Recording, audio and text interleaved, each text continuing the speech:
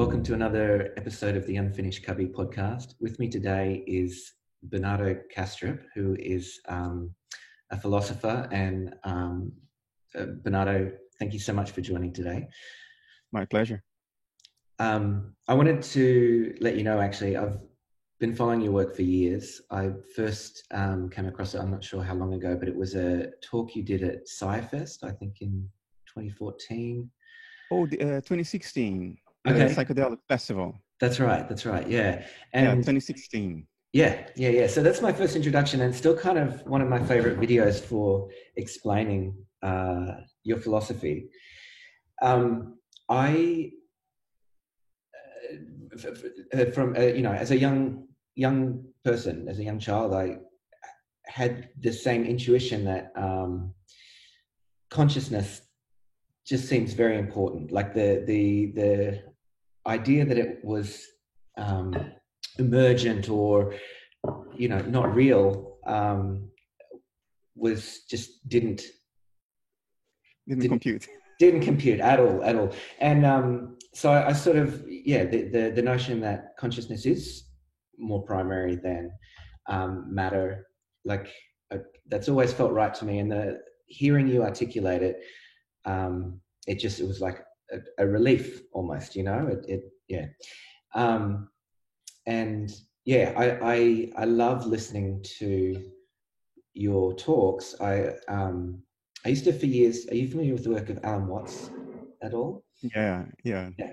So I've read a couple of his books and listened to a couple of his audio lectures. For years, so he's a Buddhist and Taoist philosophy brought to the West, and for years I enjoyed listening to those of an evening because that philosophy and a kind of an attitude that life is a game and should be treated playfully. Like I found that really helpful. It helped me integrate, or hearing a lot and integrating it gave life a different feel. So I really enjoyed that. And I get that from your philosophy as well. So I wanted to just let you know that it's something that's really important in my life. And I guess... Glad to hear it. Thanks for letting me know. So I should probably ask you some questions. I wonder, is that true for you? What I want to ask is, does your philosophy that consciousness is primary, that everything is something of universal mind, which is like a stream, and that we're whirlpools in that stream, does that give you a different feeling about life? And that sort of came to you. What does reality feel like to you? Totally different, although not necessarily playful. I mean, the archetype of the trickster doesn't express itself very much through me. I'm more of an Apollonian tradition as opposed to Dionysian tradition. It's just, what wants to come through to the world through me. But I certainly have a completely different relationship with myself, with life, with my fellow human beings, since this idea of analytic idealism really sunk in. I mean, it's no longer just a conceptual story in my mind. It is the idea that informs my life at a very deep level, and surely changes everything if I compare to the zombie-like endorsement of mainstream physicalism that I had in my early years, my early 20s. I was at CERN doing hardcore research, and without thinking it through, I was a physicalist because that's what everybody around me was. And we didn't talk about it. It was just like, the matter, fields, energy, quantum fields, that's what there is. And I still remember how my relationship with myself and the world was back then and how it is now. And there is now a whole new dimension of depth, of meaning, of mystery, of significance that wasn't there before. Yeah, fantastic. I'm not surprised, and I'm glad to hear that. Do you think that philosophy, that attitude is becoming more mainstream now? Idealism.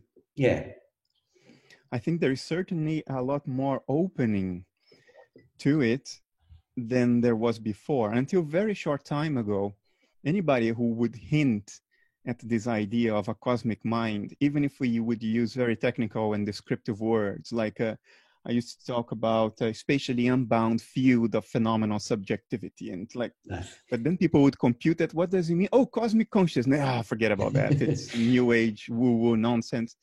So that kind of knee-jerk reaction is still prevalent, but it used to be more prevalent 15 years ago, even 10 maybe. Now there is more openness. Now there is a recognition that a substantial, rational, and empirical case can be made for it. You may not necessarily agree with it, but there is openness now in academia, in the scientific media, to consider this as a valid hypothesis to be put on the table. I mean, Scientific American over the past 4 years has published 12 essays from me, and each single one of them, in each one of them, I lambast mainstream physicalism, and I say idealism is the way to go. 12 of them, that wouldn't have happened 20 years ago. Yeah. Not a chance. Yeah. I also, semi-recently, I watched your video defending your PhD, actually. And yeah, no, I love that you... The philosophy PhD. Presumably, yeah. Yes, the philosophy PhD. Not a very... There is another very old video of mine defending my computer science PhD, but I presume that's not what you watched. No, I haven't seen that one. But yeah, no, and it's... You make a case that's very hard to argue with too, and you speak very scientifically and logically. I've been looking at listening to a lot of stuff by Donald Hoffman lately. Are you familiar with? Oh yeah, I know Don. Yeah. Yeah, right. Okay, you know him personally. Yep. There you go. Yeah, we have had many discussions that I think a lot of people would have liked to be a fly on the wall. Totally, absolutely. Discussions. Yeah, no, I haven't seen a conversation with the two of you online, but I've imagined what one might be like. There are at least one or two publicly available, maybe even 3, but we've had more than what's publicly available. So I'll attempt a really quick lay explanation of his. Actually, can I ask you to do that? Can you? Sure. And sure. Yeah. Look, when we talk about cosmic mind and people tend to associate these things with another abstract realm or some other dimension, or something far away. It's so far away that it's not even in space or time anymore. Some other thing, very abstract. And we forget that what we mean by that is exactly the world where we are in right now. It just doesn't look like the physical world. And the explanation for that, there are different metaphors. Donald Hoffman uses the virtual reality headset metaphor. I prefer the dashboard metaphor, so we'll use that one, but it's the same idea that he puts forward. Evolution has not equipped us with a transparent window to see the world as it is in and of itself. Why? There is a thermodynamic argument. If evolution would have done that, then there would be no upper bound to the dispersion of our inner perceptual states. And we would basically boil up into an entropic soup. We would dissolve. That's the idea. So our perceptual states cannot mirror the world as it really is. They have to be encoded. And from an evolutionary perspective, and that's the work of Don Hoffman and his team, they have managed to prove, not only through modeling, but through a mathematical theorem, that evolution would drive us swiftly to extinction if we had this transparent window to see the world as it really is. That's not what evolution would have done. What evolution has done is to give us a dashboard of instruments, dials, that provide us accurate information about the world, like the dials of an airplane, of the instrument panel of an airplane. And pilots, we know, can fly by instruments. They don't need to see actually what's outside. The instruments give them everything they need to know to fly safely. So that's what evolution did. It has given us the instruments, but it has not given us a transparent windshield. we cannot see the world as it really is. We are locked up, cooped up behind this instrument panel. And that instrument panel is the physical world, is what we call the physical world. The physical world with time and spatial extension and objects with defined boundaries, position and speed. These are the dials on the dashboard. This is not the world as it actually is in and of itself. And today we can say with a very, very high degree of confidence, if not absolute confidence, that this is what's going on. The problem is that we think that the physical world is the world as it is in itself. It's not. We have plenty of reasons to abandon this fiction today. The world as it really is in itself, whatever it is by definition not physical. Because what we call physical is by definition the dashboard. And the world is not the dashboard. If you're flying a plane and there is a storm outside, clouds, lightning, thunder, and you see information on your dashboard, that dashboard doesn't look like the clouds, wind and thunder and rain that's going on outside. You should take the dashboard seriously, but not literally, as Don Hoffman says.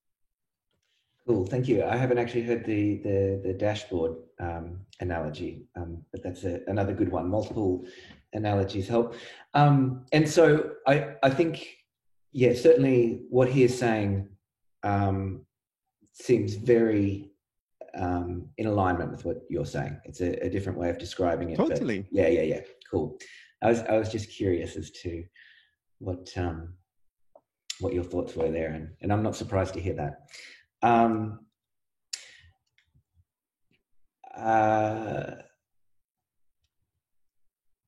Bear with me, Bernardo. I prepared a few questions. Look, one of them was I wanted to ask you what it's like to be a celebrity philosopher. Is that? Oh, I don't think I qualify for that title. I'm afraid you do. I am, at best, I am a minor celebrity. At best, I don't like it. Okay, why is that? It's not. I don't know. A lot of what I do in philosophy is not what I would choose in order to have the most fun and pleasure in my life. It's what I must do. It's something that isn't, it's not decided out of free will, if you know what I mean. It simply must happen. And if I don't do it, if I resist it, I feel sick, and I can be literally sick. I become completely dysfunctional. Things really go completely haywire. So after all these years, I made peace with this reality. So I don't fight it. This is what wants to go into the world, come into the world through me. Fine, I'm not going to resist that energy that builds up and wants to erupt through whatever I say. And I think it's the same for everybody. It's just that different people pay more or less attention to whether they are following the cues of nature, if you know what I mean. Mm-hmm. They are part of nature. They are not autonomous entities that can simply choose what they are going to do in the world. We are part of a much larger natural context. And if you're attuned to that, you end up not resisting what nature wants to do through you. Unfortunately, a lot of people do resist, and they end up making the choices that are best from the point of view of their ego, but they end up suffering from that. So being a minor of philosophy celebrity is not something I enjoy. I'll tell you why. There are many reasons, but it's often contentious. And I even have a name. I got... I forgot what it is. There is a group of academic philosophers in the UK who consider me not obnoxious. There's another word, a less heavy word they use, but something like the angry philosopher. Right. Okay. Yeah. Contentious, angry philosopher. Sure. Angry. It's not the right word. I forgot what the word was that they used. They told me once, because when I'm engaging in discussions, I am incredibly non-political. I think if somebody would go about doing what I'm doing in the way I used to do things in business, you are always attuned to the psychological dynamics of the situation. You're always trying to make sure that you have enough allies on your side, that you don't annoy a person you need in order to achieve your goal. You choose your battles, you choose your enemies, and you make concessions to make alliances. I don't do that at all in philosophy. I used to do it in business. I could tell you, I would go as far as to say that I almost mastered that skill in business. But business for me was sort of new. Huh? Diplomacy is what you're talking about. But a kind of diplomacy in which you have to make concessions to your own honesty. Yeah, okay. Yeah. And in philosophy, I don't do that. So it doesn't matter how important the person is that tells me, oh, I think this, and that. If I disagree, I'll just say bullshit. And let me tell you why it's bullshit. Yeah. And I often, I wouldn't say I get in trouble, because the world of philosophy is infinitely friendlier and less consequential in terms of the impact on your life than your job, or when you are in business. Business competition has a lot more widespread consequences if you make the wrong moves. In philosophy, there is nothing, but or very little for you personally as consequences of annoying people. But if you ask me, is that how I am as a person? No, I'm not like that. Often, if I have friends at home and they say something I disagree with, I know enough to not comment on it. I'm not going to say I agree, but I'm just going to go, I see. Sure. And I'll leave it at that. Okay. But that's how I am. But this philosophy business, I can't be like that, because this energy comes and I've learned not to stop it. So I'll just tell people on their faces, doesn't matter how important and established and famous they are, or how important their endorsement would be to me. If they say something I disagree with, I'll just say, bullshit. Yeah, And let me explain why it's bullshit. Yeah, cool. And so when you say like you must do that, you don't even you're not even talking about like an obligation or a rational, like it's important that you just it wells up inside you. Spontaneous. And it's spontaneous. I can make the decision, and I have made in the beginning many times, to not do it. Yeah. But it eats me alive the next day. Yeah. And it ends up being worse. So I figure, you know what? I will stop trying to make this premeditated plan about how to weave the politics of having my theory be heard.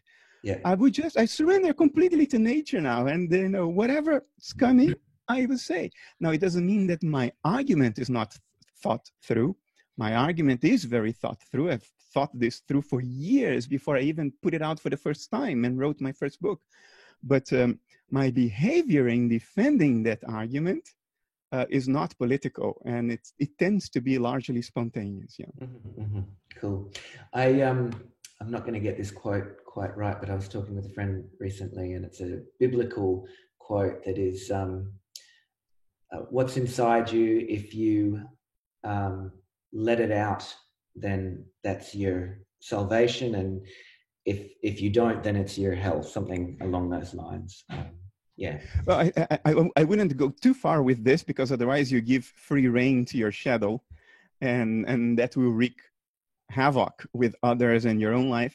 So that's not what I mean. But within the boundaries of an intellectual debate, in other words, I'm not going to stand up and go punch somebody in the face. I may have wanted to do that once or twice. But it's not going to go that far. Within the boundaries of an intellectual argument, I will call bullshit whenever I see it. Even if I turn out to be wrong, which I don't think has happened yet, at least I haven't realized it so far, I would just do that. And I don't fight that instinct anymore. It is what wants to express through me. So fine. Awesome. And if I make less friends because of that, then so be it. Yeah, yeah. And look, is this your like is it do you make an income now from speaking in this way? What's the shape of your life as far as that goes?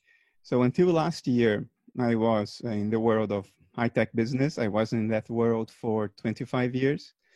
I started in it doing basically scientific research at CERN, scientific research at Philips Research. But when you are young, you are in your 20s, you already have your first PhD. When I was like 27, 28, I had developed technology that was considered very promising, and I didn't resist. We started a company, which eventually was sold to Intel. We started a sort of microprocessor company, media processors. Silicon Hive was the name. It was sold to Intel. And then once you go through that, you end up in corporate strategy, because, you already went through a startup that got sold. And even though you are young, that is perceived as very valuable experience. So I did technology strategy for 15 years. Mm-hmm. And I left that world only last year. So until last year, philosophy was sort of my evening and weekend activity. Wow. Yeah. And now I have joined a foundation whose purpose is to promote idealism, the philosophy of idealism, from a analytic scientific perspective. And I earn a salary from that foundation. So that's my sole source of income now. But I am at a point where I don't really need rivers of money, if you know what I mean. Yeah. Because I don't have an ambition to have multiple houses or a brand new car. I don't have this. For the life of me, I can't muster the desire for these things. I want to live in one safe, comfortable house and drive one safe car. I drive a 2013 car. And if you ask me, am I getting close to the point of buying a new one? Nowhere near that. My car is perfectly adequate. So yeah, that's what I'm doing now. Wow, I didn't realize that. I knew of your background at CERN and in technology, but I had no idea that it's that only last year you made that change. How does that feel? Feels great. Yeah. Feels great. It was one of those things that it wasn't really my choice. My choice was to resist it for a while. And it was making me sick. So once I sort of surrendered to that, I feel better. There you go. And why were you resisting, do you think? You just didn't want to let go of? Yeah. When your whole life is in a world, the world of high technology, and you sort of know everybody and everybody knows you, and you have nothing else to prove, if you know what I mean. And you have a social life that is completely connected with that world. You travel the world because of that. You feel that you belong in a sort of family. It's very difficult to let go of what is such a big part of your life. But yeah. Do you feel, have you lost a lot of social ties then? Yes, but it came together with the pandemic, so it's difficult to separate one from the other. Yeah. What's the name of the foundation that you're with now? Essentia Foundation. Essentia, ESSENTIA, foundation.org. And how did that come about? Like that foundation, who started it? So I have a very good friend, Fred Matzer. He's a Dutch humanitarian, and a few other friends that wanted to join up in this effort. It was Fred's initiative. Fred founded Essentia Foundation to promote the philosophy of idealism, the notion that reality is fundamentally mental, not your mind alone, not my mind alone, but fundamentally mental in essence. And he was trying to talk me into doing this for the longest time, and I resisted because, the ego is attached to its own idea of what safety and comfort mean. And to me, that meant being in that web, in that world where I was established, where I was respected and everybody knew me. So parting ways with that was a big transition that took a while for me to make. Eventually, I literally got sick and I made the transition. Yeah, right. Yeah. So I was pretty sick, and Fred came to me and said, okay, this is the time, isn't it? I said, yeah, it's the time. And so what's your day job like now? What do you do? Are you on clock right now? Is this kind of your role, or? No. Now there is no distinction anymore between my work and my private life. It's all sort of, and the pandemic contributed to this because now we are all the time at home as well. But it's one big flow now. I don't have anymore this concept of two separate lives, because my work is what nature wants to do through me anyway. So the fact that it's now my full-time job gives me license to just completely surrender to the spontaneity of nature, if you know what I mean. Yeah. I just do what I'm supposed to do is what wants to happen through me. So it's very easy now. So, but there is a risk, Chris. There are risks involved in this. I'll tell you an example, a very recent example. Until a few days ago, I ended a period of 2 weeks in which I worked literally day and night. I only stopped to go to the toilet, to eat, have a shower, and sleep. I did nothing else for 2 weeks, way into the night, until 3, 4 in the morning, every single day, compulsively, obsessively, only work. And towards the end, I was busted. I had eye ache like I'd never had before. Very funny moving headaches that would move around my head. I never had that before. I couldn't focus. So I came to a point where physically my body was saying, no, now you've got to stop. And I took a 4-hour-long bath and I rested for 2 days. Yeah. So it's tricky. For sure. That like I usually I'm in a co-working spaces where I'm talking to you from, and the separation of a home and workspace can really help. Because that's an easy trap to fall into, especially if you love what you do. I think. And so, what was that work? Were you writing? I was producing the Essentia Foundation's online course on analytic idealism. And after all the work, all the editing, we were left over with over 6 hours of well-produced, edited course material. So you can imagine how long it took me to go from 0 to 6 edited hours. I was all the time recording, reviewing, re-recording, editing, and recording again, editing again. Even though I had help, I was ultimately responsible for the content, and a lot of the editing has to do with the content. So there's a lot of people ready to help me, but until I got to the point where it can help me, it was a lot of work. Sure. A lot of work for quite a while. Yeah. Are you happy with what? With I'm very relieved. Yeah, sure. Yeah. Well, congratulations. Thanks. I'll need to check that out. Bernardo, where do you live? I don't actually know that. I know I could Google that, but I live in the south of the Netherlands. So I can bike down to Belgium. Yeah, right. Or if I go south, or I can bike to Germany if I go east. So I'm sort of equidistant from Amsterdam, Antwerpen, and Düsseldorf. So very central in the heart of Europe. If you look at a map, a photo of Europe at night, the area that's most lit up, that I live right in the middle. Yeah, right. Okay. I spent a little bit of time in Holland a long time ago. I did a little bit of work in Bergen on Zee in the north. Yeah, Bergen on Zee. Yeah. But I'm just trying to remember. Actually, I spent a lot of time at a squat, which was just an incredible time in my life, and it was in the south near Apeldoorn. Apeldoorn is more in the middle of the country. All right. Okay. So yeah, but somewhere around there. I can't. Teuge, it was called. It's just a little town. T-E-U-G-E. I don't know. Okay. T-E? What? T-E-U-G-E, I think. Teuge. Is that right? Teug. Okay.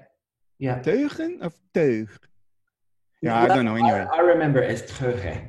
Anyway, I loved my time there. So you're Dutch. I am sort of. There are many components in me. I'm ethically Portuguese Danish, but I'm a Dutch citizen. It's the only passport I have. I see. Okay, cool. So yes, I'm Dutch. If you ask me what's my home, if somebody would ask me, is your philosophy? Portuguese, Danish, Dutch? I would say no. This is philosophy from this ground, from this wet soil here. It's Dutch philosophy. Yeah, cool. Something a woman said to me when I was there, and that always stuck with me. She said, I can't remember even what the conversation was, but she said, we're a little country here, so it's really important that we all get along together because we share a small space. In the Netherlands. Yeah, that's the polder mentality. Yeah, it's something Americans, for instance, who never understand why we think like that, and it's basically survival. Yeah. There were a lot of really interesting differences because I worked there for a little bit, and I remember coming into the office one day, and I kind of sat down and just started working, and someone that I was working with just said to me, in Holland, we greet people when we come into the office, something like this. And just the bluntness of the Dutch is, and like at first I found it really confronting, but then like I really appreciate it. I feel like I always know where I stand with a Dutch person. It's difficult for me to really put myself in your place because it's what I take for granted. But I think I understand. I think I understand how confrontational it can be because Dutch people, they don't hold back. They don't beat around the bush, as you say in English. They really don't beat around the bush. They just say it. Yeah. And there has been a historical necessity to be like this, to just say it and then find a compromise. Because if we don't do that, if we go into civil war, what will happen is that the pumps will stop working and half the country will be 3 meters under the sea. So no, we can't afford that. So we have to, we cannot let things accumulate until major confrontation. So what you see is that all the little frustrations, they are being let out a little bit at a time. So it never builds up. It never becomes a major thing. That energy is always being let out a little bit. Yes, it's the opposite of the kind of British thing where you never, never say anything impolite or that might.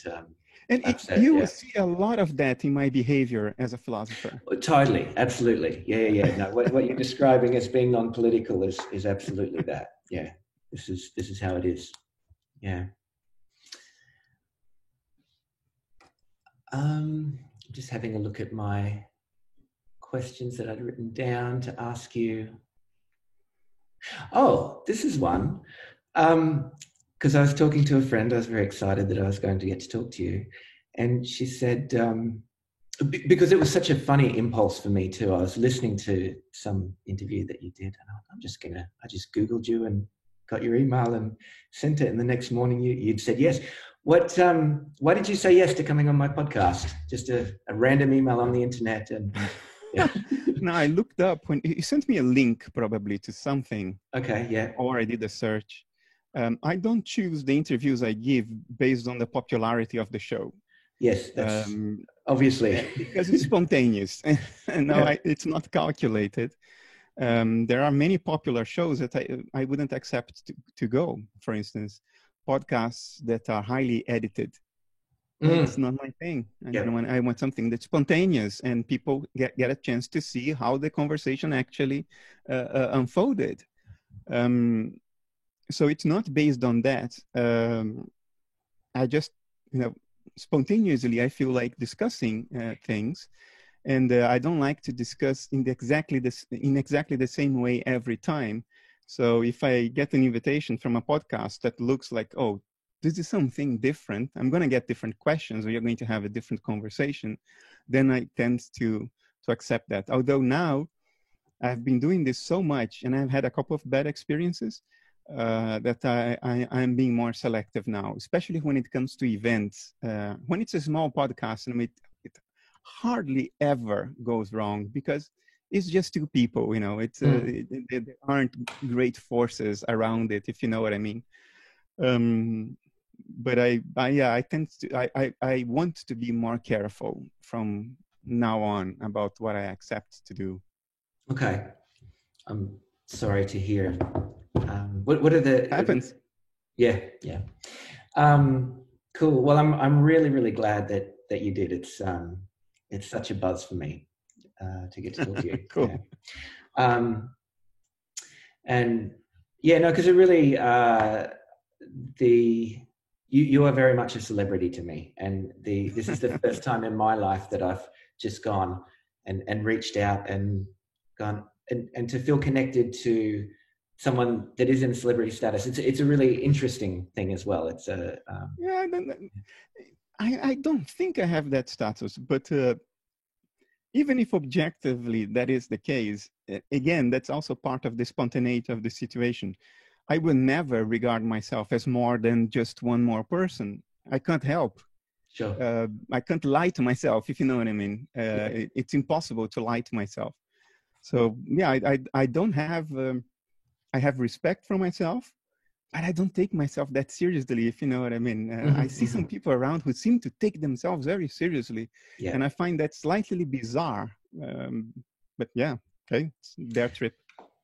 I do want to ask you about something, and I know you've spoken about this before, and yeah, I won't say what I think your answer might be, but what's your current thoughts? What's the best way to articulate this? Just kind of around spirituality and the, like, in speaking with you now and a number of things that you've said, I feel a sense from you, but I might be making the wrong connections, that you do, like, you know, you've spoken about feeling driven and a need to be what you are, something like that. Do you, is that connected then to an idea of let's say, of universal consciousness having a drive or a purpose or a desire, or is it, you know, fate? What's your kind of spiritual belief? Do you feel that there's any reason to why we're here and what we're doing? I want to ask you that. Absolutely, yeah. And I don't think we can ever wrap our heads around that reason, because we are monkeys evolved on planet Earth, on a corner of a typical galaxy of many gazillions of galaxies. It is ridiculous to expect that we have developed the cognitive system that is required to have comprehension of all the salient aspects of nature. Of course, that's not the case. Look, if spirituality means that one feels subtly connected to something that is both transcendent, infinite, but also immanent in the world around, then I am highly spiritual. But I don't use this word because I think the worst thing that has ever happened to spirituality is the word spirituality, because it provides a conceptual opportunity to differentiate it from reality. Like you have spirituality and you have reality. And yeah, they may overlap, but essentially they are different. That's the worst thing that has ever happened to spirituality. So for me, it's all nature. It's not a distant realm, but it's also not physical, because the physical world is just the dashboard. Imagine you're a pilot and you're inside the aluminum skin of the airplane and you don't have a transparent window, a glass window. All you have is the dashboard. Imagine that that pilot would then speak of the world right on the other side of the aluminum skin as the spiritual world. Would it be appropriate? It's not far away. It's just on the other side. It's just behind the dashboard. The pilot is immersed in that world. It's his world. It's his reality. It is nature. So I think that's exactly what's happening to us. This spiritual world is just the world as it actually is, but we only have measurements of it through what we call the physical environment, which is a dashboard. So for me, spirituality is not something abstract. I don't call it spiritual. I call it natural. I call it nature. You heard me saying I don't fight what nature wants to express through me. So I'm not saying I'm channeling. I find it so distasteful. I don't say, no, there are spiritual masters and I'm the mouthpiece of the spiritual master. No, come on, give me a break. What is this? It's just nature. And it is not physical, because physicality is just an appearance of what is really going on. It's just the image on the dashboard of dials. And do you think we can and will get closer to getting a window? No. not No? as living beings. No, Yeah, no, right. there are plenty of reasons why that cannot happen. It is impossible according to the second law of thermodynamics, according to what we understand of evolution by natural selection. It ain't gonna happen. But I think life is a dissociative process in this universal mind. And living bodies are what this dissociative process looks like. It's the appearance of the dissociative process on the dashboard of dials. So death is the end of the dissociation. Death, the end of life, therefore, the end of the dissociation. When that dissociation ends, I think we will uh, automatically go to the world as it actually is in itself. Okay. Because the dashboard is an artifact of life, is an artifact of preserving the structure of the dissociation. When the dissociation ends and we basically decompose as physical bodies, because the body is the image of the dissociation, if it ends, the body ends, then we get to see what's behind the dashboard, which is the root of our being, is where we come from, where we never left, actually. Okay. Yeah. So I'm not in a hurry. I'm not in a hurry for that, if you know what I mean. I'm going to die anyway one day. Yeah, yeah. So why be in a hurry? It's going to happen anyway. Yeah. But you feel very confident that there will be answers to the nature of nature and self after death. No. No? No. Conceptual answers? No. Okay. No. I think life is what the universe is doing in order to develop metacognition. Self-awareness would be the colloquial way of putting it. So I think a explicit metacognitive understanding of what's going on is only accumulated through life. So whatever answers you haven't developed in life, you're not going to develop afterwards. Mm-hmm. You may retain the insights you had, you most likely will. You will experience the world from the inside out as opposed from the outside in. Mm-hmm. But I don't think that will provide all the answers, because look, if the universe from its first person perspective already had all the answers, it would be doing exactly nothing. And there would be no supernovae explosions and black holes and galaxies and superclusters, and volcanic eruptions and moons and suns. Nothing would be happening. So I don't think the answers are there anywhere. So, like all of this, all of being and what we experience, would you say is nature exploring and discovering itself? And yeah, but not in a premeditated way, in a sort of spontaneous, instinctive way. It will bump against the answers at some point. And what it's doing is an expression of some sort of discomfort, some lack of self-understanding or explicit self-awareness. And look, even with people, you see how difficult it is for people to become really self-aware. Most of us go through life in a largely automatic manner. We do not know that we have certain addictions. We do not know that we are repressing our shadow. We do not know what we are really feeling. We do not know what we want. We do not know where we are going or why. We are sort of going through this largely automatically. So even monkeys that have developed the ability to self-reflect after 3.5 billion years of evolution on this planet, even these monkeys are largely not self-aware, let alone nature as it originally was more than 3.5 billion years ago. So it's very difficult to develop self-awareness. And at the universal level, I think we didn't even get to the point where we are walking on our knees yet. It's very early in the game, very, very, very early in the game. Yeah, okay, cool. So what I'm hearing you say is that, first of all, self-awareness is something special that's been discovered, but we're almost, as human beings, little exploratory spikes of this phenomena of being self-aware. But you do see it as something special that eventually integrates back into, say, universal Yeah, consciousness. yeah, I don't think there are any guarantees. I don't think there is a God that has already seen it all and know exactly what it's doing and where it's going. I don't think that's the game. Um, thank God it's not the game, because otherwise our lives would be meaningless, right? If God already has all the answers, why do we have to suffer like this to get to answers that God already has? I mean, it could only be a very cruel game if this were the case. I don't think God has the answers, to speak metaphorically. It's learning the answers through us. But the process, I think, is largely instinctive. It's trial and error.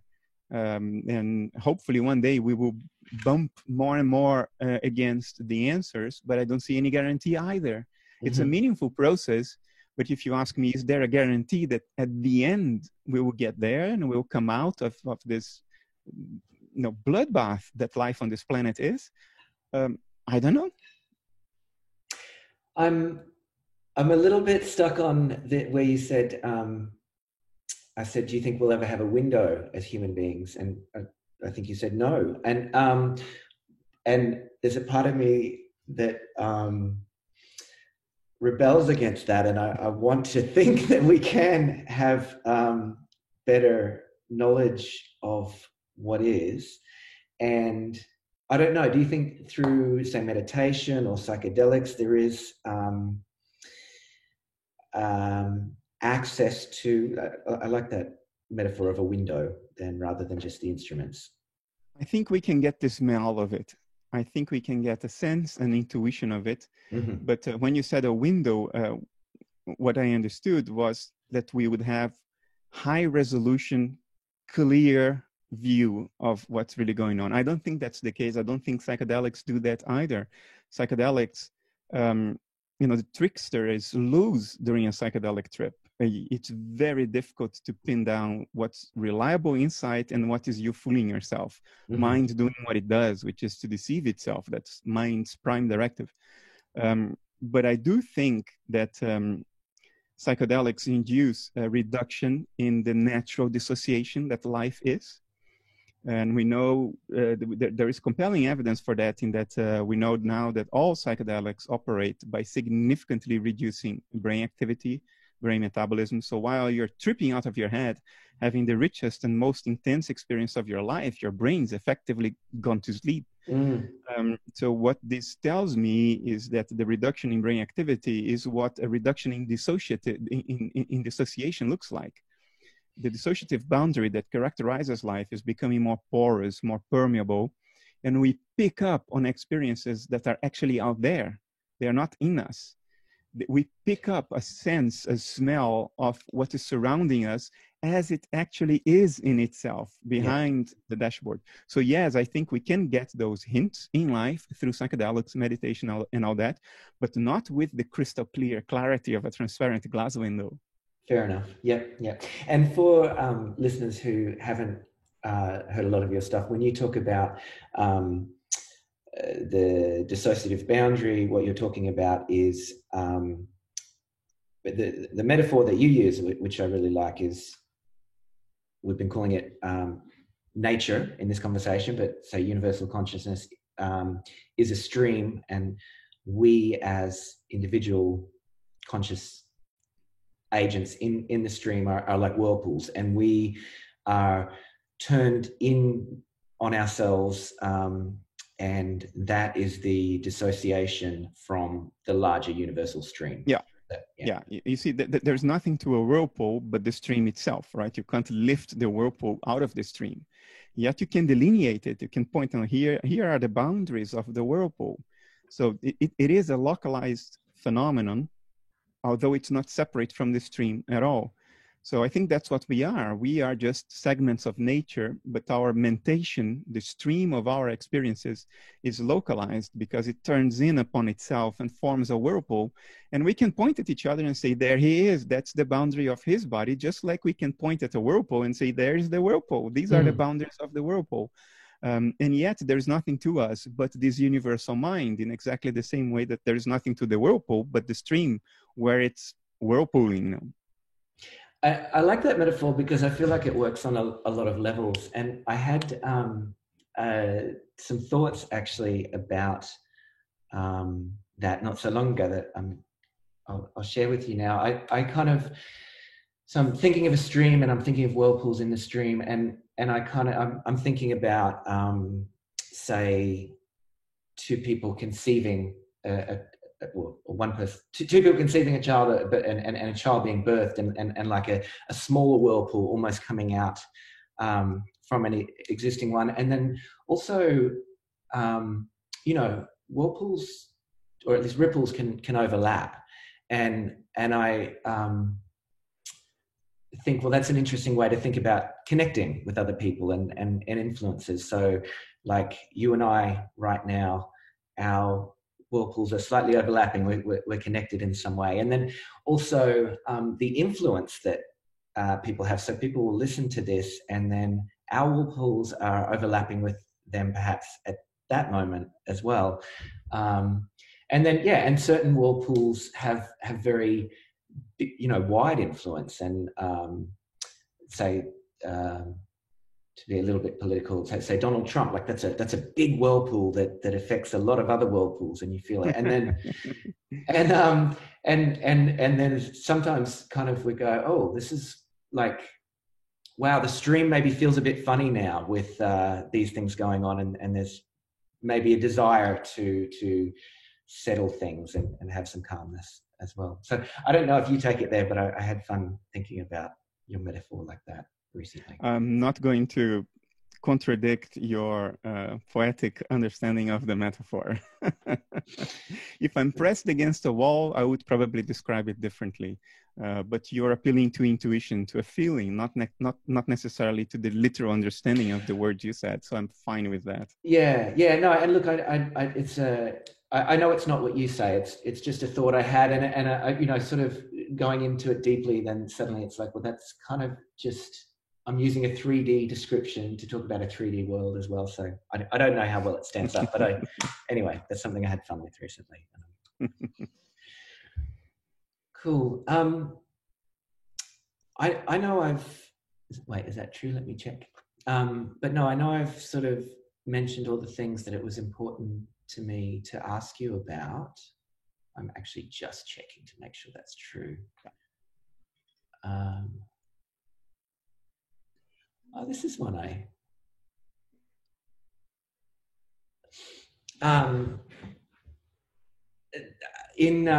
said at the very beginning, I get a comfort from your philosophy, and do you also from philosophical idealism? And you said yes, but I've heard you say, to paraphrase, and I have also had the same kind of thought, and this is a total paraphrasing of what you said, so you can outright deny this, or that basically I'm going to say it as like, we're talking about the universe exploring itself, and if that's all it is, like it must be very lonely to be God, is a way that I might put that. But and I've heard you say things to that effect of like, you've said, I hope that I'm wrong, because no, I don't remember your exact thing, but do you know what I'm talking about right now? I have a sense. Yeah. Look, I wouldn't say I hope that I'm wrong. I don't have that hope. But I don't like the implications of what I'm putting forward personally.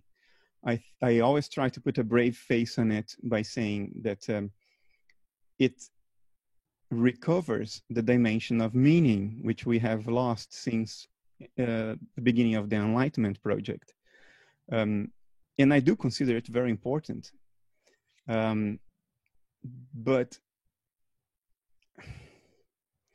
materialism or physicalism has a comforting aspect to it, which is that at some point, all of your problems, fears, anxieties, depression, it will come to an end. You will be dead.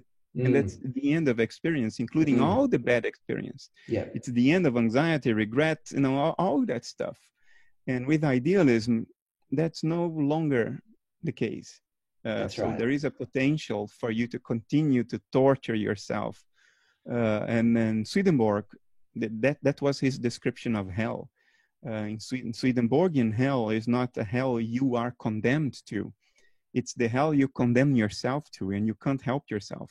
And you see this in life, people who torture themselves through depression, through anxiety, rumination, existential loops of anxiety. I know that. I have plenty of experience torturing myself years on end. And under idealism, it's unclear whether that can or cannot continue. For all I know, it can continue. And then there's another thing that I personally I'm afraid of, and I call it the vertigo of eternity. Mm-hmm.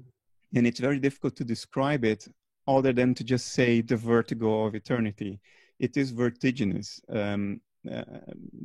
Take vertigo from looking down from the highest building on earth and then multiply that by a few million, and you may get what I mean by the vertigo of eternity, which I have experienced a couple of times. And my instinctive reaction was, oh, no. That I really do not want. I want nothing to do with that. Keep me away from that, please. So, like I told you, it's not my natural self to do what I'm doing. Sorry, it's not my natural ego self to do what I'm doing. It is my daimon, my true natural self. Uh-huh.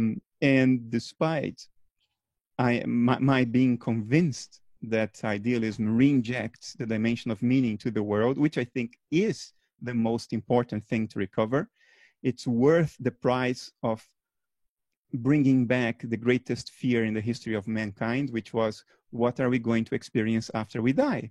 Mm-hmm. This has historically been the greatest fear of mankind. I mean, in Europe, the entire evolution of European society through the Dark Ages was guided by this fear. The church would tell you whether you're going to go to hell or to heaven. Sure. And the whole of society would be controlled by that. The greatest fear, even Aboriginal cultures, they talk about, well, what are we going to experience after we die? And materialism has sort of taken that off the table for a couple of centuries. And we do not realize how comforting and reassuring that is, that you do not need anymore to lead life thinking about whether you are setting yourself up for self-torture for eternity afterwards. Sure. And that's very comforting. So I think losing this reassurance is a price worth paying for recovering meaning. Mm-hmm. That said, I really liked that reassurance. Mm-hmm. It was very reassuring. What do you think of I guess the Buddha's answer to that terrifying vertigo? Like in Buddhism, it is. This doesn't sound exactly the same as what you're talking about, but there's the wheel of rebirth, and that there is the option, I guess, for an not a universal mind, but for an individual consciousness to at least complete. What you mean, to reincarnate? No, to stop reincarnating. That was kind of to go, all right, I'm finished, I guess. That doesn't answer it for God, but as what do you think of that as a thought? If at the end death means the actual end of all dissociative levels, and there isn't a meta-dissociative level that we fall back to when we die. In other words, if death is the end of individual agency and we become, again, this one mind at large, this one universal consciousness, I don't think that universal consciousness is in a state of bliss, because I think what we call the physical universe, the stars, galaxies, everything that's out there, I think it is the dashboard image of the inner life, inner conscious life of this universal mind. And the universe is not static. Mm-hmm, it's in constant revolution, supernovae exploding, black holes swallowing up entire galaxies. So if that gives us a hint of what God is feeling, to say it metaphorically, I don't think God is comfortable and content. So even if you don't reincarnate, even if there is such a thing as reincarnation, which I don't take it literally, at least. But even if there isn't such a thing at all, when you just go back to that state of oneness, I don't think that's necessarily blissful. No, otherwise, if the universe were content, it would be doing nothing. Sure. Sure. Yeah, that all makes sense. I guess, like the Buddha sort of said, all right, there's a pathway out of, and talking about the cycle of rebirth, but it's talking about suffering and I don't know. The two philosophies don't exactly overlap, so I don't know if I can bring that answer in there. But do you know what I'm talking about? Like the Yeah. Buddha, yeah. Like does that fit into your worldview and your thinking at all? The notion that there's a possibility for relief peace. from suffering. Yeah, peace is the word. Yeah, there is a possibility for temporary peace here. I've experienced it. So I don't doubt there is a possibility for that in whatever other state of consciousness we might find ourselves after we die, after the end of dissociation. Whether that is something that can be considered eternal and guaranteed, I'm not sure. But Buddhism is a lot more sophisticated than any Western philosophical formulation. Buddhism and Hinduism, they have 3,500, well, Hinduism, 3,500 years of tradition, Buddhism, 2,500 years of tradition. And Christianity just got its true bearings in the form that we know it today late in the first millennium. I mean, it's not 2,000 years old. Jesus supposedly lived 2,000 years ago, but Christianity as we know it today took at least 350 years after that to start resembling what it is today. And arguably only after the Middle Ages, it sort of really solidified itself, the Counter-Reformation and all that. So I don't have the expectation that that my story is as complete as Buddhism or Advaita Vedanta. It's bound not to be. You cannot compare something that we articulate in Western philosophy since Berkeley, for the last couple of 100 years. We cannot expect that will be as complete and nuanced and subtle and accurate as what people in the Indus Valley discerned 3,500 years ago.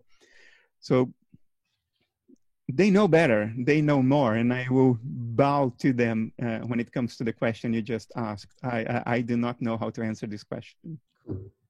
I just speaking then, and I said, listening to you speak then, I said the first time I heard you was that sci-fi festival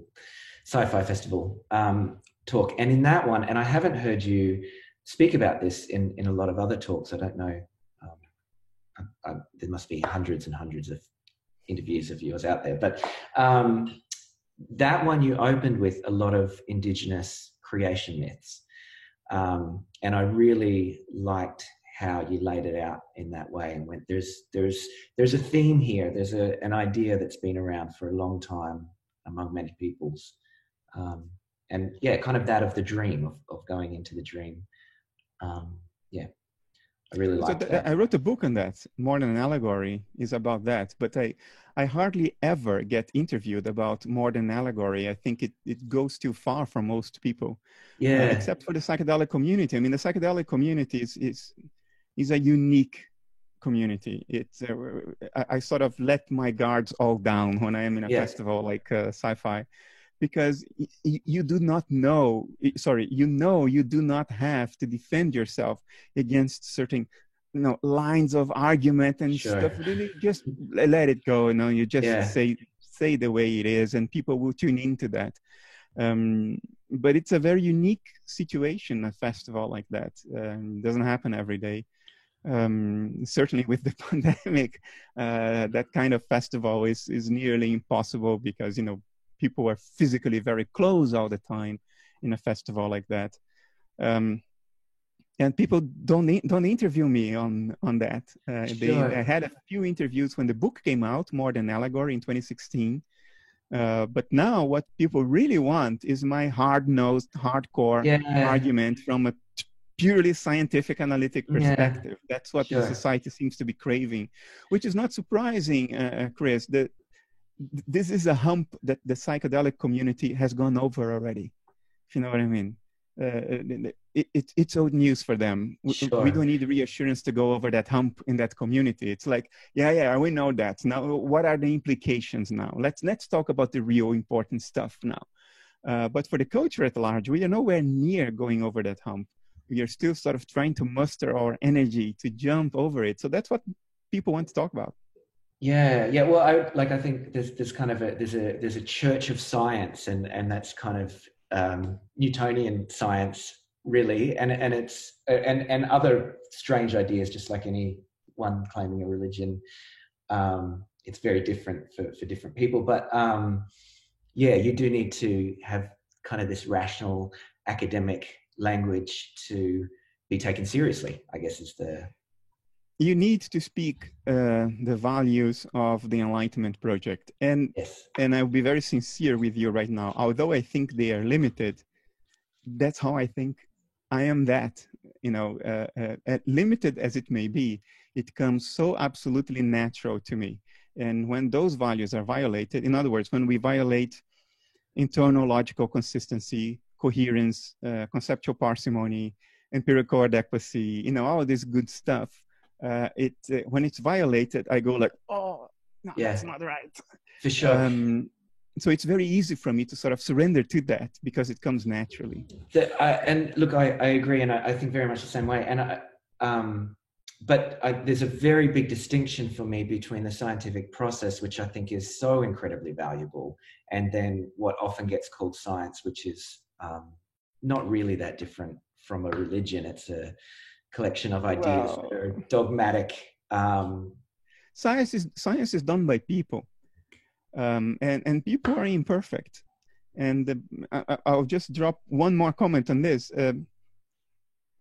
You will not hear from the true hard-working scientists laboring away in laboratories to improve our lives, to help us live longer and solve problems like climate change and the pandemic.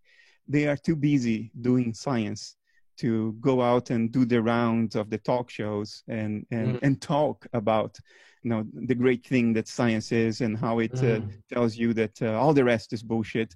The people who do the rounds in the talk shows are not scientists. They are self-identified science spokespeople. Sure. And often they don't do any science at all, or if they do, they are not doing leading edge science. They're not on the frontiers of it. Often they are just teachers, and they spend all their extra time, where you would expect them to be doing research, they spend their extra time talking about stuff that is in the meantime outdated or unsupported by the latest evidence. And we even create formal ways to let people do that. Like Richard Dawkins is chair of science communication or something. I mean, he's not a biologist. So they found a way to pay him a salary so he can go around and do the talk shows and choose easy targets to wipe the floor with, like religious nuts. So you shouldn't judge science based on these clowns. You should judge science on the basis of people that unfortunately we don't get to see because they are laboring away in these laboratories, doing the real thing and talking in conferences that we do not get access to. And even if we did, we wouldn't understand because they speak jargon. Otherwise, it would take 5 times as long to convey a message if they would not use jargon.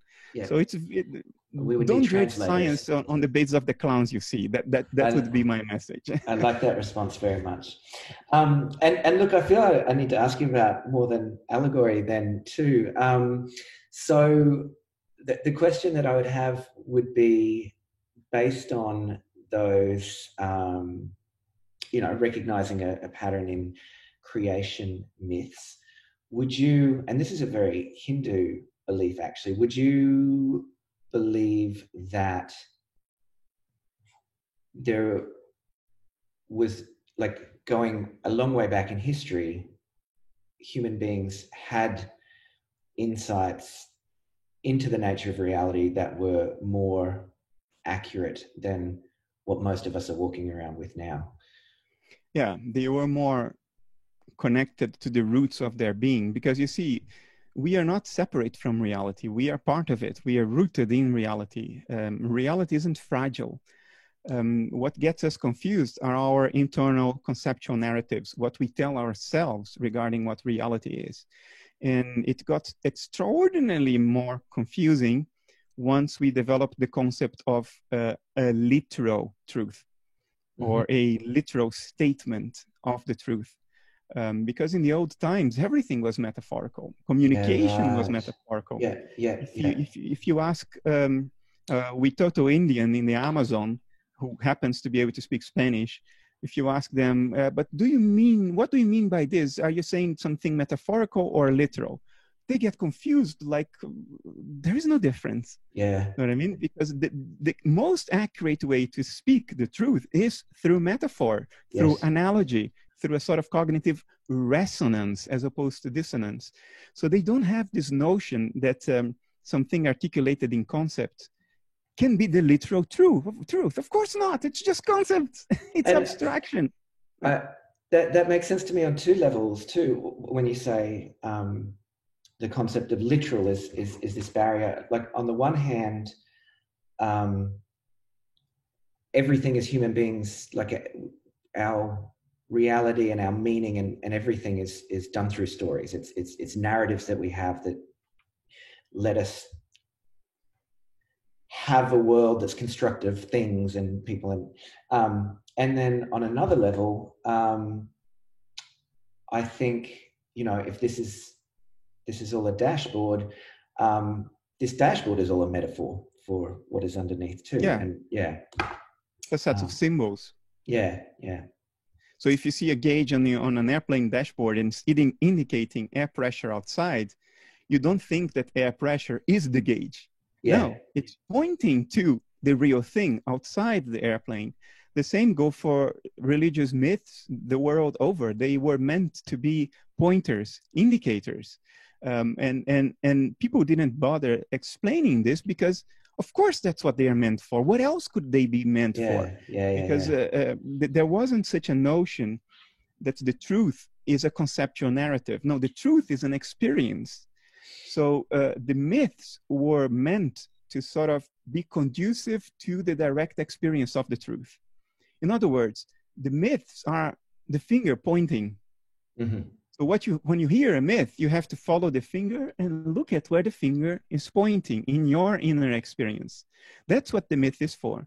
But in the West, for a few hundred years now, we've developed this notion that the finger has to be the truth. So we keep looking at it. And we keep on making the finger more sophisticated in the hope that that will be isomorphic with the truth.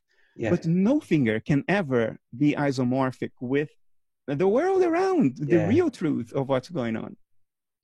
I sometimes have, I don't know if insight is the right word, but I feel the notion that, say in a work setting or something like that, like the whole work, the job that I'm doing and the way we're coming together and the things we're doing is really just, it's kind of a farce. And really what we're doing is we're just connecting. We're just like, it's just a fun way to bump together as human beings, but we create this very elaborate, conceptual narratives. It's that's when we overcome this, there is a sense in which we will be in the same place as our ancestors once were, but we will be in that place knowing what it is like to not be in that place. So it will we will be actually ahead. We will see through the conceptual narratives, because we live in a culture in which we expect the truth to be a conceptual narrative. We want the truth to be told as opposed to be felt and experienced. And that would have been so absurd for our ancestors that it wouldn't get through their heads. They wouldn't compute this. Yeah. It's just, what are these guys talking about?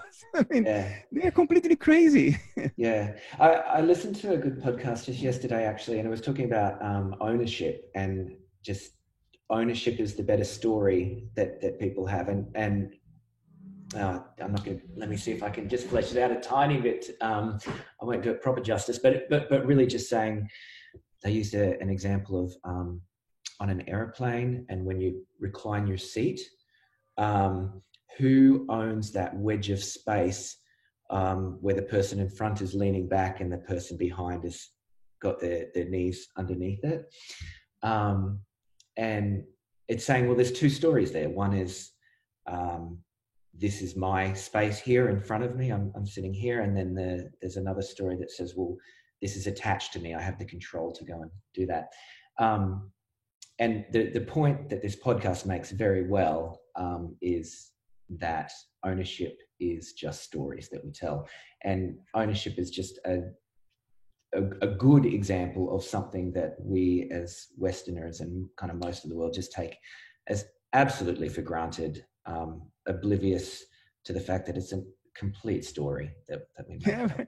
Yeah. Ownership, why stop there? Money is a story. Oh, yes. Yeah, money is a good one. Money is a number in a computer on a bank. You know, it's a story. Time is largely a story. Passes fast, passes slow, depending on your activity. Oh, yeah, there is a number on a clock. It's a story. It's not an experience. A linear time flowing at constant speed is a story. There's so many other stories. What we tell ourselves about what we are is a story.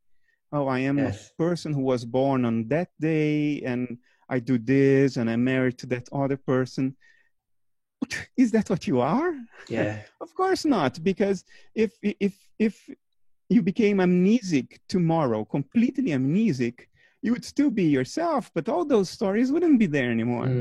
So we live stories now. We are so bloody disconnected from reality. And the saddest part of it is that we do not have even the faintest idea how disconnected we are.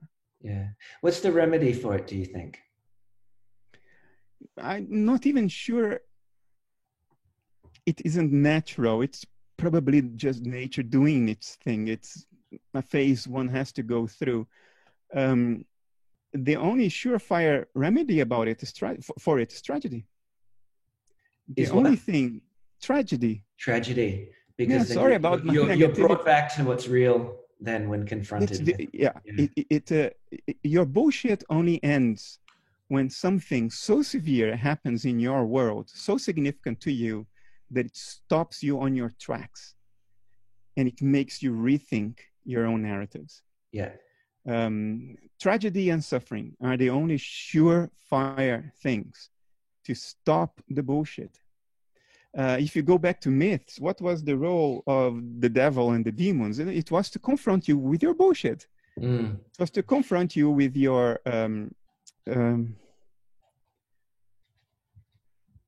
hypocrisy. Sure. To put a mirror and reveal your shadow to yourself, all those things that you detest in other people, and show you, oh, look, they are all in you. Sure. But what is the devil? What is demons? Suffering. It's torture. It's suffering, and that's what they do. I certainly agree that tragedy does that. You see that so often. But is it the only way? I don't know. That is a depressing thought to think. It may not be the only way, but it's a very obvious and surefire way. Sure. Yeah. No, I know I don't like that suggestion that it might be the only way, because that suggests that we have no agency in exploring, discovering as well. But that's the thing. It's individual agency and individual control are the greatest illusions, and the whole illusion of conceptual narratives are meant to feed the fantasy of individual control and individual agency. We do not have individual control. We are not individual agents. You don't choose your next thought. You cannot, on the drop of a dime, stop your obsessions and stop your depression or stop your anxiety. You don't get to choose any of these things. You don't choose what you like and what you dislike. Your wills and your fears are given to you. You don't choose them. You don't choose the person you fall in love with. You don't choose your profession. If you think you did, you chose wrong. Well, okay. I'm interested to just unpick that a little bit, because I wouldn't think that you are saying there is no such thing as free will. Individual free will, I think I'm saying that. Wow. Yeah, okay. Because I don't think the individual is there. There isn't the thing there that is supposed to have free will, if you know what I mean. Okay. So how does that tie into what you were saying before about I feel compelled to, speak the truth about. Exactly. That's precisely the expression of my lack of free will. But you, Bernardo, not have the choice as to whether you do it. Now, if you don't, you feel suffering, but you get to choose that suffering, right? I don't think we can speak in terms of absolutes here. So let me try a metaphor. Yeah. I think our individual agency, if there is such a thing at all, it's restricted to the executive ego, which is a tiny piece and part of our personal minds. There is a lot more going on in our minds, and our traumas, our repressed memories, our shadow, the character traits that we don't recognize in ourselves, all that stuff, our real feelings, how we really feel about things, all that stuff that's not in the executive ego is still part of our personal selves. So the image is the following. The executive ego is a tiny little rowboat in the middle of the Pacific during the mightiest storm that has ever happened on this planet. And the guy rowing on that little boat, can he try to go in a certain direction? Yeah, you can try, you can row, go ahead, sweat yourself out. But there are much bigger forces at play. There is the wind, there are the currents, there is the rain. You are at the mercy of forces that are not in your executive ego. Can you exert some influence? Yeah, row. Yeah. But you will not end up where you want to end, if you know what I mean. Because there are all these bigger forces at will. You probably can choose your mortgage package or the best way to work in the morning, but that's about it. Okay. Cool. Yeah, no, because I wish I'd checked out and written down the name of this. Only recently came across it, and it was something that I was going to ask you about, but it had quite a cute term. But the philosophy was essentially that,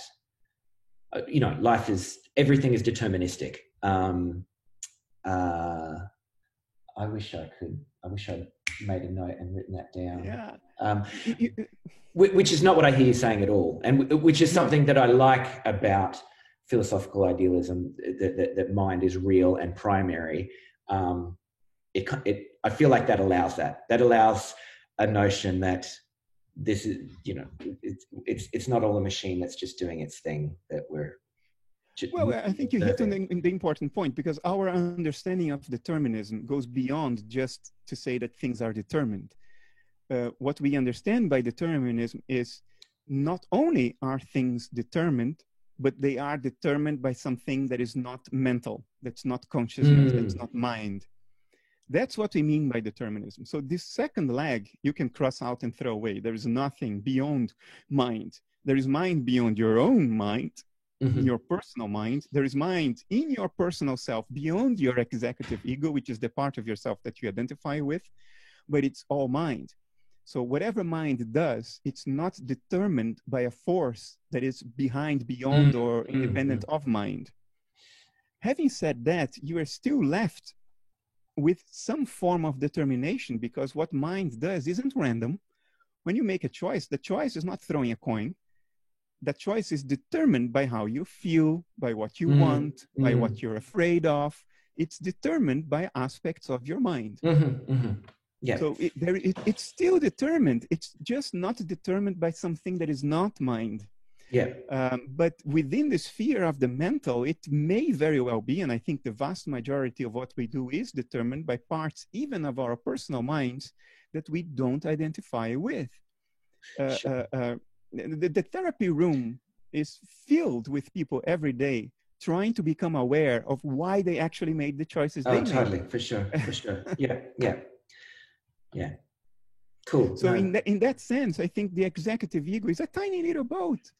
You can choose the direction you're rowing, but you are not going to get where you want, because there are much bigger forces at play, many of them personal and many of them impersonal, transpersonal. And when I told you that, I do what I do because that's what nature wants to do through me, that's what I'm alluding to. My choices are determined not by Bernardo Kastrup, the ego, but by this much broader stormy ocean that wants me to go in a certain direction. Now, I can choose to row against that, but I will still end up in the same place. Yeah. So my choice was, I will not row against it. Whatever the wind is blowing and the currents are dragging me, I row along and I get there faster. And you don't get seasick. Yeah, I don't get seasick. I don't get muscle ache. Know what I mean? That's what I meant. Yeah. No, I like that. That makes perfect sense to me. And look, Chris, I think it's very important that we overcome this fantasy that the ego is a controlling agent of what's happening in the world. It's not. And all this new age story about the universe being a menu and you get to choose what you want, and it's trying to invest you with control. In the US, this is big. People are saying, you can be who you want. You set the course of your life. Well, it would be great, or maybe not, but it's not real.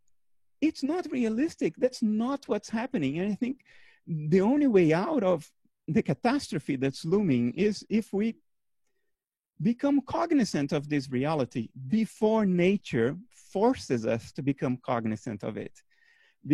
And that's what I mean by tragedy and suffering, because unfortunately, that's the only surefire way to confront you with your own bullshit and say, look, let me show you how much bullshit it is that you think you are a little God. Your little executive ego is a little God that gets to choose the direction of where things are going, that you have control over yourself.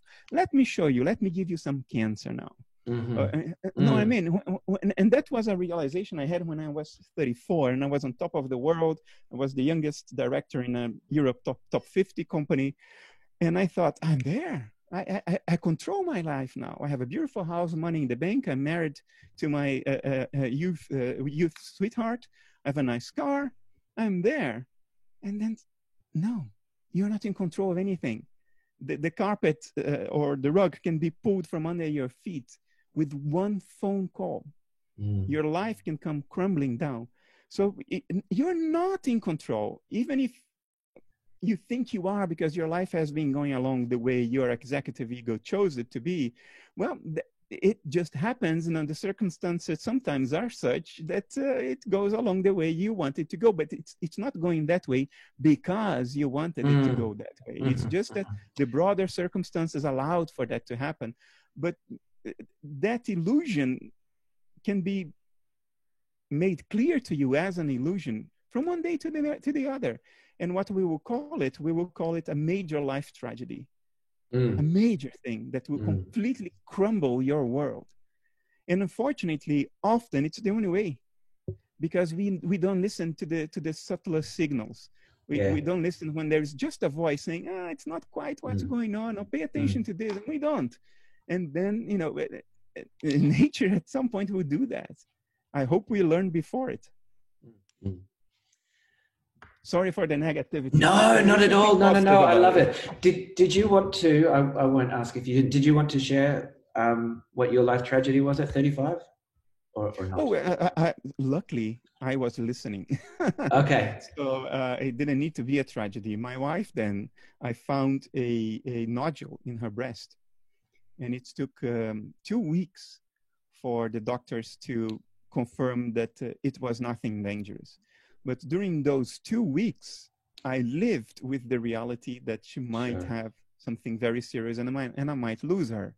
And it was a false alarm of 2 weeks, but I was paying attention.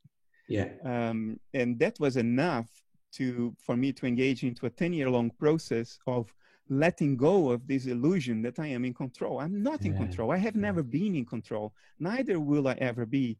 The executive ego is a tool of nature. Because you need an executive ego to know in which mouth to put the food. Know what I mean? Yeah. You need some kind of self-identification in order to function. But it's a tool. It's not an agent. Yeah. It is not in control. It's nature is using it, and nature is a mind. So in a way, it's a great honor. It's a great service to provide to something infinite and eternal. So there is positivity in that as well. But we need to tune in to the true positivity as opposed to the delusional positivity of the ego is in control. It's not, has never been, and will never be.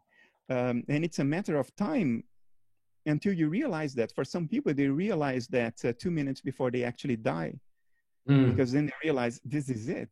You know, this is it. I cannot do anything about this. I'm not in control. I'm going to lose everything that I identify myself with and that I care about. Yeah. And I will be toast. So it will happen. It's a matter of when in your life it will happen. I'll finish up soon, but I've got a few little questions that I wanted to ask that have popped into my brain as we've been talking. And one was just now, is your wife very supportive of your work? What's how does it, I don't know, how does your family life and your work come together? So my wife then is no longer my wife. She's still a very close friend. I live together with a girlfriend. We are life partners. We are not formally married, but it's the same as if we were. Okay. For now 8 years. Okay. A little over 8 years. She's incredibly supportive. Yeah. She's unconditionally supportive. Yeah. Cool. That is actually what I wanted to ask, of just like, because I wasn't aware of your being in a relationship. There's no reason I would be, but yeah. Actually, in reflecting, sorry, total aside, but in reflecting on getting to talk to you and you having a celebrity status, for me at least, I realized I wasn't actually very nervous. And I realized that was because I've seen you speak so many times. There's a familiarity on my side. Another thing that I wanted to ask about, and this is, did you watch one of my podcasts then? Or did you just check? Which one? I did check it out. No, I don't remember. Okay. I don't remember because it was a while ago that you sent That's me true. an invitation. That's true. Yeah. So I don't remember because I have to watch and read so much stuff every day. But whatever it was, I thought this is good. Otherwise, I wouldn't have accepted your invitation. Awesome. And then the final one is just would you agree with going back to Donald Hoffman, and this is a funny thing to finish on, but I just, I don't think I asked this explicitly before, but one of his conclusions, which I just find very intriguing, is the dashboard view, whatever that we have, is not a reflection of reality, and that includes for him space and time. Would you agree with that? Of course. Absolutely. Of course, it's an inevitable implication of the whole line of thought. Space and time are the dimensions of the dial. The path that the needles follow inside the dials. So this circular dimension is space, for instance. It's the paradigm of the dashboard. It's not the paradigm of the world as it is in itself. We sort of have known this in the West, at least since Kant, who said space and time are modes of cognition. They are not a objective scaffolding of the world out there as it is in itself. They are not part of the noumena. They are part of the phenomena, the inner representations. Yeah. Cool. That one, it's interesting, but it's certainly not an intuitive idea for me. I need to, like, it makes sense, but it's not something that, space and time feel so very real. Sometimes, I mean, I take it that you've had psychedelic trips, real psychedelic trips, not the little low dose. No, I haven't really. I mean, I have, but I don't know. I've certainly had interesting, like I have had psychedelics and I have had trips, but not kind of as profound as what I hear about. I don't think. That trip can decimate space-time. Right. Yeah. So you are in a mode of cognition It doesn't matter to say, oh, it's a drug. Well, we are on drugs right now. Neurotransmitters are drugs. Psychedelics are analogous to neurotransmitters, just a different kind of drug. We are always on drugs. Yeah. But even if you say, oh, you're on drugs or it's an illusion, what it does prove is that there is a configuration of consciousness in which the idea of space-time is not present. Yeah. Whether it's illusion or not doesn't matter. There is a state of consciousness in which the idea of linear time and space is not present. That's not how it operates. Yeah. And it's ineffable. Nobody can come back and tell you exactly how it is, because language is a space-time thing. I once in Thailand, I had quite a big trip, and I have notes from it. They're these it's a stack of flyers from the bar that I was in, and they're just over and over again saying, there's another place. I need to remember there's another place, and there's a place outside. Yeah, so there was this experience of not being here in this world, in this body. But yeah, that was the best I could bring back. Yeah. Cool. Bernardo, I think I'll finish up right there. Hey, it's such a pleasure, such a special thing for me to get to talk to you. And so thank you so much for agreeing and coming on. Yeah, it was fun. My pleasure. Cool. Is there anything that you would like to add or finish on? I normally don't do any self-promotion, but I would like to promote Essentia Foundation. So if you guys, if your audience is interested in more details of what I've talked about, Essentia Foundation has a free online course. You don't even need to register. It's all on YouTube. If you go to essentiafoundation.org, you can follow the links there to our online course on idealism. Again, it's free, no registration. Just go and enjoy it. Fantastic. Cool. And actually, I think that's perfect. I'll include the link in the notes for the show. And yeah, anyone, if you've been at all interested in what we're talking about, that's probably a fantastic place to learn all about it. All right. Thank you so much. Thank you. Yeah. I see it's day for you. The sun has come out. That's right. That's right. I need to get home and get the children ready for school. And I guess you'll head off to bed shortly. Yeah. All right, Chris, thanks a lot and take care. Have a good day. Thank you. Cheers.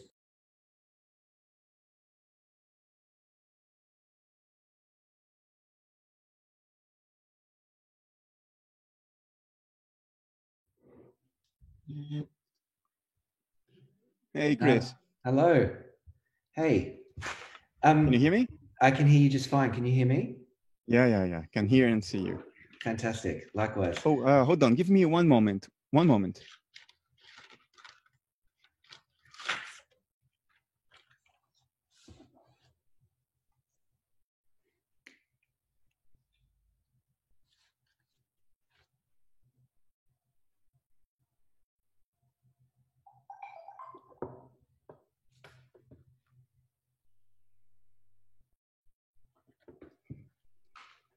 Okay, I'm back. I've learned from experience that if I wear something white, the image gets oversaturated. Okay. Nice. Fantastic. Your experience with this is, yeah. Thank you so much for coming on. I'm a huge fan, and it's a real, I'm so excited to get to talk to you. Glad to be here. I'm sorry about the time mix up. I got up this morning and it was my mix-up. It was not yours. Okay, all right, cool. I looked at the invite and it was indeed 10 p.m. on the 9th of June, but I had 9 in my head and I thought it was 9 p.m., but it's fine. Okay. All right, cool. All right, well, look, we'll just jump straight in? Let's do that. All right, so